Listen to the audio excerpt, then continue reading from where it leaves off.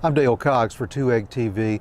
We are at the site of Fort Hughes in Bainbridge, Georgia, and today we're going to tell you the story of the Battle of Fort Hughes.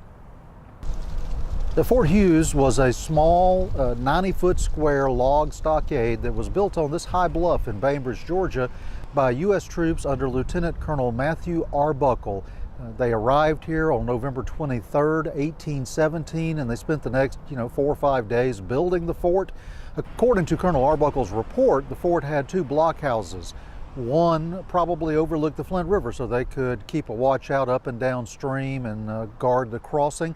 The other one looked over what was most likely old fields or open ground that had been cleared by the fur trader or the deerskin trader James Burgess back in the late 1700s. He had lived on this site 20-something years before the fort was built.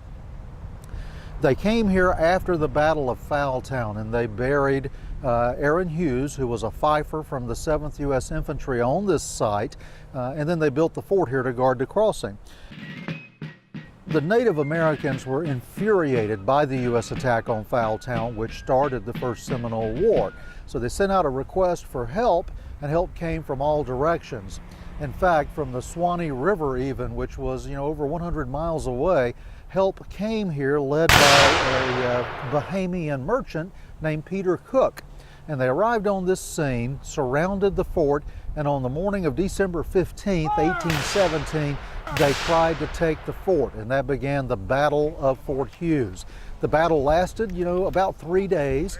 During that time, extreme amounts of gunfire took place on this site, which is today peaceful and shaded by, giant live oaks, some of which were probably even growing at that time.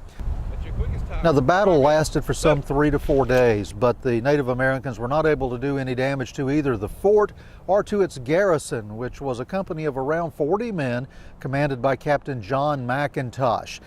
None of the U.S. soldiers were injured, no one was killed inside the fort, and no breach was made in the walls of the fort. As for the Native Americans, Captain McIntosh thought they probably killed and wounded some of them, but he couldn't be sure because they retreated back away from the open ground around the fort as the battle came to an end. It was a fierce fight to have had so few casualties, and was a significant part of the First Seminole War because it happened on the exact same day as an attack by another group of Native Americans on U.S. ships on the Apalachicola River. So it proved that the Native American alliance of Creek, Red Stick Creek, Miccosukee, Seminole, Black Seminole, and other warriors could carry out an attack at 2 places at once. And it was a pretty impressive attack at that. It was so impressive, in fact, that the U.S. Army became convinced they couldn't continue to hold Fort Hughes. The garrison here was too far away from the main post at Fort Scott for them to supply, and they were afraid that the fort would eventually fall. So only 3 weeks after it was built, the Army ordered Fort Hughes evacuated. They sent around 100 men up here under Captain Sanders Donahoe of the U.S. Artillery, and he evacuated the men from here back to Fort Scott.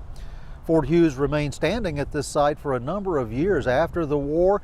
In fact, in 1819 and 1820, well after the war and well after the fort had been abandoned, it was shown on charts drawn by early surveyors of the area. The site today is part of the J.D. Chasen Memorial Park in Bainbridge, Georgia. It's a beautiful, peaceful spot to come walk around any day you would like. It's open every day, and it's free to visit. To learn more about the Battle of Fort Hughes, you can check out our website at 2egg.tv. At the site of Fort Hughes in Bainbridge, Georgia, I'm Dale Cox for 2EGG TV.